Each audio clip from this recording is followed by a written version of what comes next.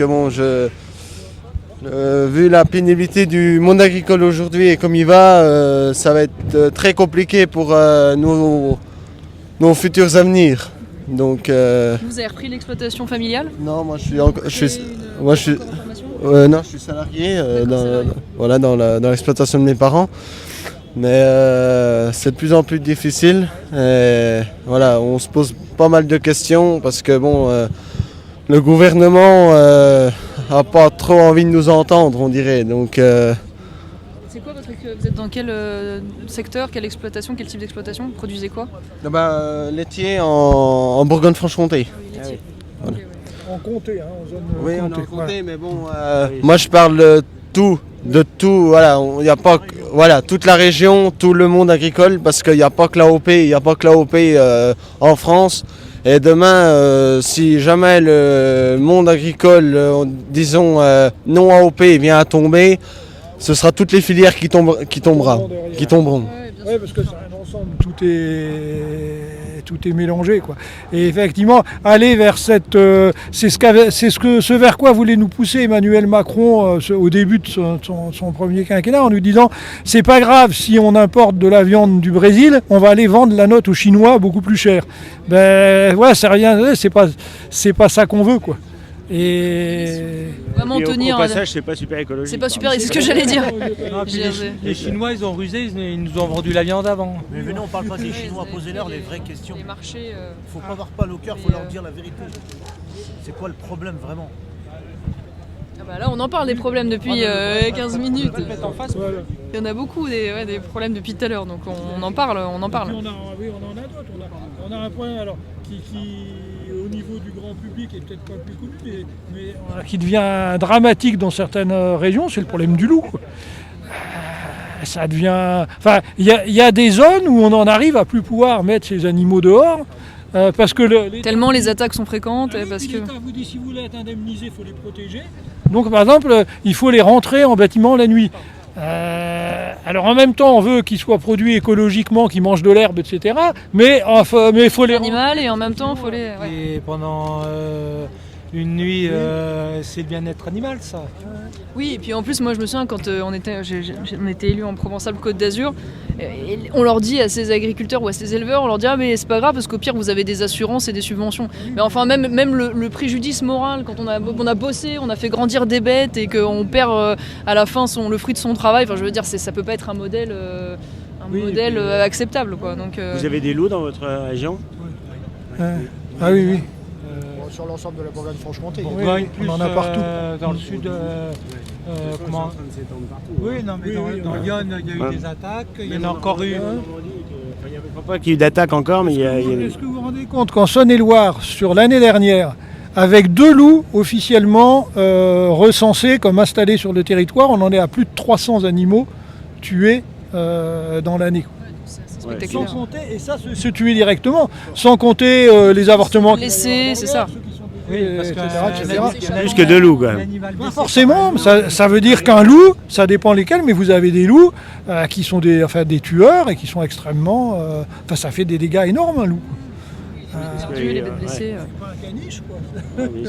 Mais Ursula von der Leyen avait l'air d'avoir pris un tout petit peu conscience après que son poney se soit fait attaquer par un loup. C'est vrai qu'elle a commencé à se dire il y a peut-être un sujet. Peut-être pas si génial.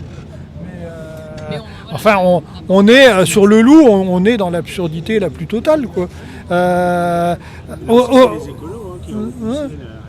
Oui. Et au départ, on nous avait dit qu'il faut arriver à 500 loups en France pour que Bon, là, on en est à 1100. Et on continue à le protéger de la même manière. Adapter le cadre pour pouvoir avoir des...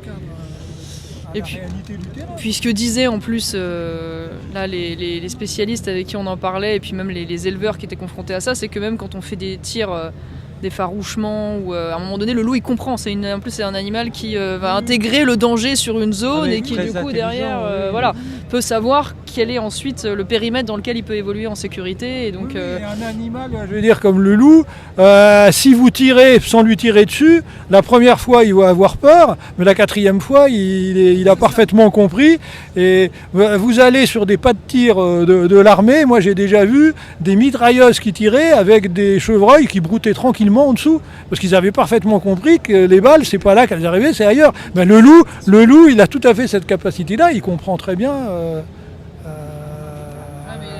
Sur ça, comme sur le reste, on est souvent dans une espèce de vision un peu fantasmée écologique. Et c'est comme pendant des années, ils ont poussé tout le monde à se convertir en bio. Et là, on se rend compte que voilà, il y a un rétropédalage parce que le marché y est pas, les types se parce qu'on déconvertissent. a saturé le marché. C'est ça.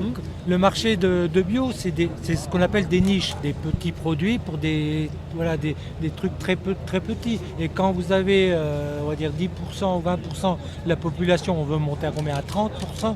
Ouais, l'Europe nous dit qu'il faut faire de plus en plus de bio alors qu'on n'arrive pas à vendre les produits. Voilà, donc, ça n'a pas de sens, quoi. Et des bios se déconvertissent, oui, reviennent, c'est ce qui est en train de se passer, en conventionnel.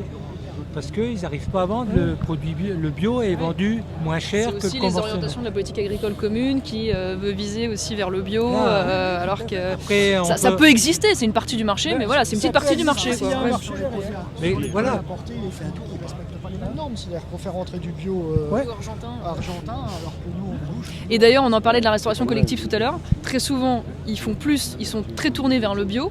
Mais comme vous dites, donc ils servent du bio argentin plutôt que du produit local. Alors qu'en fait, le produit local en conventionnel en France est de meilleure qualité que le bio argentin, quoi. Des camions ont été arrêtés pour la restauration collective avec du lapin de Chine, congelé, qui venait de Chine, pour la restauration collective. On marche où, quoi? Bon, je ne vais pas dire qu'on marche sur la tête, mais si, c'est ça. on y est quand même. Un peu, ouais. C'est un slogan. Voilà, quoi, je veux dire, faut arrêter. Et là, et en plus, il y a le sujet ukrainien qui est un peu sensible aussi, parce que ça, quelle est la question sur la réponse à moyen terme avec l'ouverture sur le marché ukrainien sur la volaille, c'est une catastrophe. Et les céréales, évidemment. Mais vous savez, ils ont été les premières victimes, ils ont été les premiers à demander à ce qu'on ferme. Fermer les frontières. Oui, mais le sucre qui vient de Pologne, il était de 20 000 tonnes, je crois, qui est passé à 70 000, importé par une entreprise française. Ouais. Mais quand vous pensez qu'en Ukraine, il y a des fermes de plus de 100 000 hectares. Oui, c'est spectaculaire. Mais ça n'a rien à voir avec notre modèle de ferme. Nous, on est encore quand même globalement, et on veut rester gigantesque. C'est un géant agricole. Là, c'est plus des fermes, c'est des entreprises, d'énormes entreprises qui ont et qui produisent industriellement. Enfin, ça n'a plus rien à voir avec notre conception de l'agriculture. Et alors, je ne vous parle pas des paysages, quoi. Nous, on nous dit qu'il faut entretenir les paysages. Des entreprises, les entreprises agricoles de 100 000, ça m'étonnerait qu'il y ait des jolis haies et qu'ils aillent les tailler. Parfois jusqu'à 1 million de bêtes, c'est spectaculaire. Vous voulez aller un peu promener plus loin ou en même temps ou on continue? Pardon ? Parce qu'ils ne payent pas la main-d'œuvre non plus. Donc, 200 € le salaire moyen. Voilà. Donc, nous, on ne peut pas se battre là. Donc à un moment donné, c'est soit on veut la mort du paysan français, il faut le dire. À ce moment-là, on arrête et on va faire autre chose. Mais qu'on n'envoie pas des gars au casse-pipe. qu'on ne parle pas de souveraineté alimentaire. On a déjà eu le problème avec la Roumanie et la Bulgarie avec des salaires moyens autour de 400 €. Et là, on voudrait nous faire entrer un géant. Parce que si on parle de la PAC, échanger longtemps. Et des salaires encore plus bas.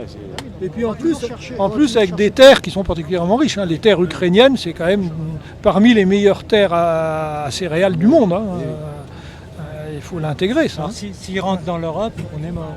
Là, pour le coup, en plus, ils récupéreront toute la PAC. Parce que là, ce qui nous en reste, parce que mécaniquement... Oui, et puis en plus, quand vous discutez avec des Ukrainiens, parce que ils veulent pas, ils n'en ont pas besoin. Quoi. Je veux dire, ça leur suit. Quoi.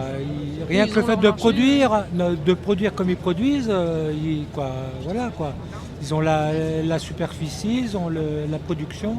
Et puis effectivement, ça va aggraver encore la situation dans laquelle on est déjà. C'est-à-dire que la France, il ne faut pas oublier que nous, agriculteurs, on touche de l'argent de la PAC, mais il ne faut pas oublier que la France en donne plus que ce qu'on touche. Et si plus on intègre de pays plus pauvres que nous, plus ça va empirer. Le gâteau se réduit, les parts du gâteau se réduisent, et bien sûr. Et puis en plus, il y a la question de l'Ukraine, mais la réalité, c'est que là, ils envisagent... On contribuera d'une manière générale. On touchera moins, mais on contribuera plus. Bien sûr. Ah bah oui, absolument. On réduit la part du gâteau. On est dans un système... Elle est déjà pas grosse, la part. Elle est déjà pas très grosse, mais c'est sûr que... Depuis que je me suis installé, la part du gâteau, comme tu dis, moi je touchais une certaine... ça a diminué de moitié. De moitié depuis que vous êtes installé sur la PAC. Ça fait depuis 4 ans. Une petite chose quand même à signifier, c'est-à-dire que le prix de vente des céréales, on est au même prix qu'il y a 40 ans, au jour d'aujourd'hui. Ouais. Voilà. Faut quand même Et Ouais, puis avec l'inflation en ce moment, Voilà. évidemment. Et la PAC, c'était une indemnisation par rapport au prix, au prix bas qui était fixé quand on est passé au cours mondial. Voilà. Donc, Après la Seconde Guerre mondiale. Ouais, puis sur la fin des quotas, notamment les quotas laitiers, on Oui, avait les une quotas laitiers, compensation, je pense que les quotas laitiers ont fait énormément de mal vis-à-vis de ça parce que le marché, ça a inondé le marché et aujourd'hui l'offre et la demande n'est plus équilibrée. Et donc du coup, forcément, il y a d'un côté la balance, elle penche et de l'autre côté, elle lève. Donc c'est normal que, aujourd'hui, je pense qu'il faudrait peut-être rétablir les quotas. Je ne sais pas si ce serait possible, mais essayer que la balance s'équilibre des deux côtés, quoi, et pas d'un seul côté. Oui, parce que ça effondrait le prix mécaniquement, quoi. Oui. Et la PAC n'a pas compensé par ailleurs Non, les c'est pertes. sûr. Ouais, bien sûr. On peut préciser pour la PAC qu'en tant que céréalier, elle a été divisée par 2 depuis que moi je me suis installé en 2010. c'est ce que Et- vous disiez. Voilà, et les charges au niveau des contraintes multipliées par 4. Donc il y a un grand... Voilà, je voulais quand même vous donner les chiffres, c'est bien. Ouais, mais c'est raccord. Donc, On dit pas que t'es bêtises. Je suis céréalier aussi comme vous. Non, voilà, je fais partie... voilà.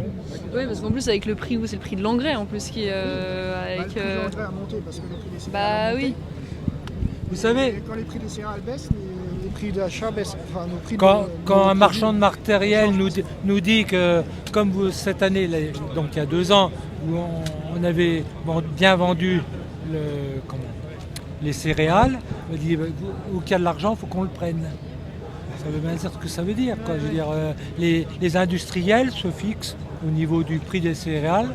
Quand ils sont élevés, ils nous prennent, mais quand ils sont bas, ils ne baissent pas leur prix. On est un peu le cochon qui se part à la Oui, queue. c'est ça. À chaque fois qu'ils ont pris un mais petit voilà, bout, quoi. ils le rendent pas derrière, quoi. Voilà. Et pour les consommateurs, c'est pareil. Je veux dire, après que tout le monde dise qu'il y a l'inflation, d'accord, mais quand le marché des céréales est divisé par 2, aux consommateurs, ils ne voient pas ça. Oui, c'est ça. Ils n'en tirent pas les bénéfices non plus à la Quand fin ça de la monte, chaîne. il monte, mais quand ça Mais on baisse... le ressent à la caisse, monsieur. Oui, Ah oui, mais- à la caisse, oui. Mais c'est-à-dire que ça redescend pas quand le prix baisse, c'est ça qui est Voilà, bien. c'est ce que je veux dire. c'est que, Ouais, bien sûr. je suis consommateur aussi. Non, je suis d'accord avec vous. Et donc là, c'est quoi votre Et de la programme là? viande Vous faites aussi. la semaine pour le salon? Vous êtes Alors comment non, là on est donc ce matin on a défilé dans les rues de Paris. Cet après-midi on reste là pour rencontrer tous les gens qui veulent venir nous rencontrer pour qu'on fasse ce qu'on est en train de faire, c'est-à-dire discuter, expliquer, etc. Et puis on arrête à 5h30. On n'a pas le droit d'aller au salon. On voulait descendre en tracteur derrière au salon de l'agriculture, on n'a pas eu l'autorisation de la préfecture de police.